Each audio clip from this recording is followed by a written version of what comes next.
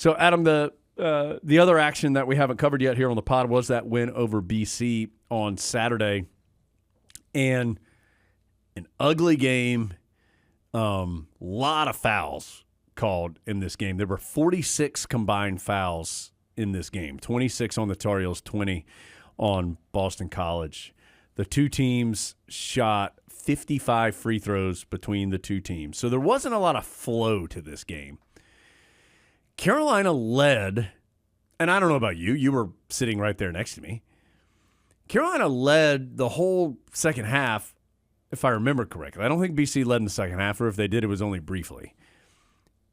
And it was never a huge margin, but I also never really felt like Boston College was on the cusp of upending the Tar Heels.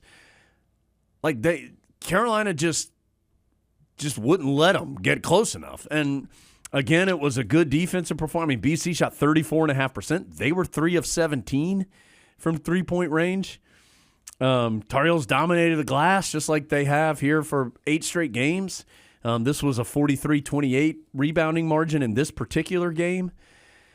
So the recipe that we have seen from Carolina, particularly on the road, where they have not been as good offensively on the road as they have been at home, not a huge surprise, has been defense and rebounding and making your free throws. And Carolina did all 3 of those things to beat BC.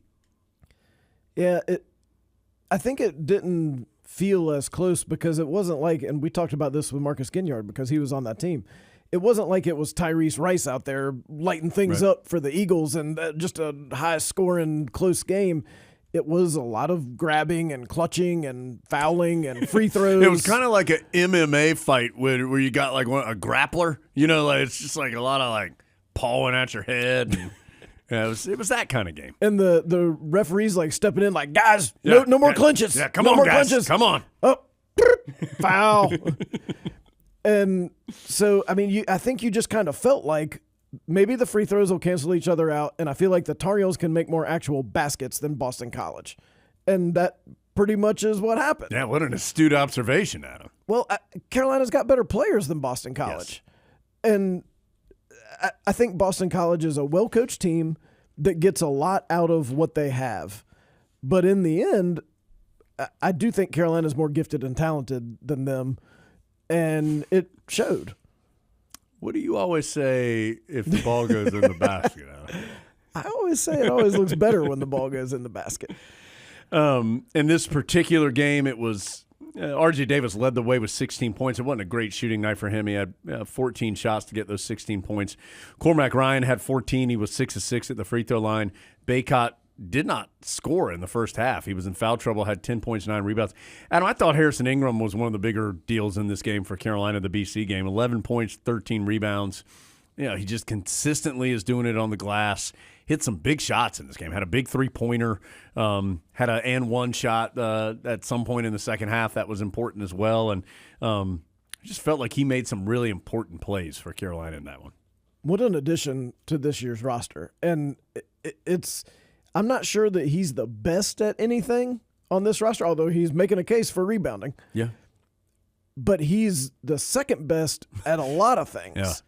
And that just dramatically improves your overall talent level and your overall rotation and just makes you such a better team. And the fact that it doesn't seem like he cares that he's not the best. Like if it's tie game with 2 minutes left, the ball might not go to Harrison Ingram, depending on who's guarding him. If it's Hildreth from Wake Forest, he might be getting the ball. Yeah. But if it's a bigger guy, he might not get the ball, and it doesn't seem like he cares. And I think that's done a lot to set the tone for this because, I mean, he's a guy who wants to play professionally, and he could easily say, the offense runs through me. But he hasn't said that, and I think that's really helped just the overall mindset of the team. Adam mentioned Jalen Withers when we were talking about Wake. This was another game where Jalen Withers came in and made a positive impact for Carolina. 9 points, 3 rebounds, had a couple offensive rebounds in this one. And then, Adam, there was James Okonkwo, who hadn't played a ton, didn't play in the Wake Forest game after this, but his name was called. Hubert Davis says all the time, I can't tell you how or when or the manner in which I'm going to call, but it's your job to be ready when I do. Something like that. And James Okonkwo was ready. Baycott and Jalen Washington were both in foul trouble in the first half. Okonkwo's number got called. He wasn't perfect, but he played good defense. Ended up with 3 rebounds in the game. Had the big dunk on the lob from Cadeau at the end of the first half. And he came in and gave Carolina a solid 7.5 minutes off the bench. When you have a really good season, you look back and think of things like this. Like, oh, remember when James Okonkwo was good against Boston College? Remember when Paxton Wojcik hit that 3 against Clemson?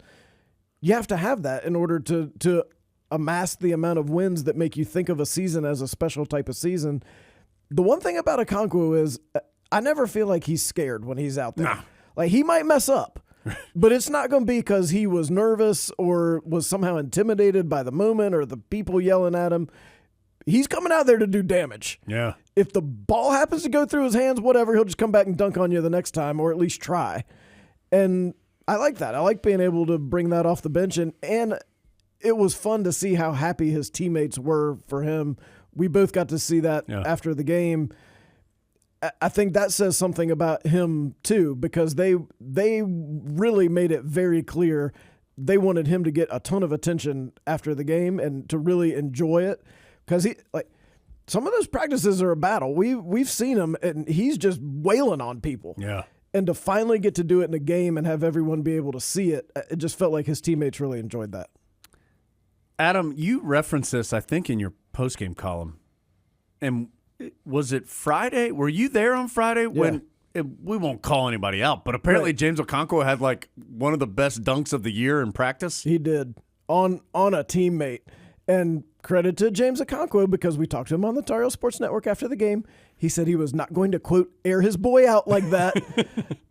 But he did. And, I mean, it paused practice. Go get it, James Okonkwo. Good work. Former podcast, of course.